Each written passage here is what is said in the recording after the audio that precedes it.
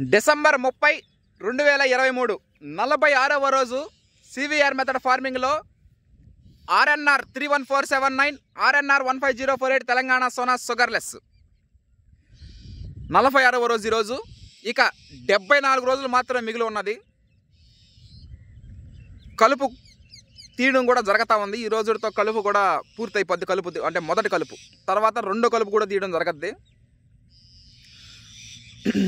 రేపు నెలాఖర డిసెంబర్ 31, రేపుతో నెల పూర్తయిపోద్ది. ఎల్లుండి నూతన సంవత్సరం 2024లోకి అడుగు పెడుతున్నాం మనం. అందరికీ ముందుగా నూతన సంవత్సరం శుభాకాంక్షలు.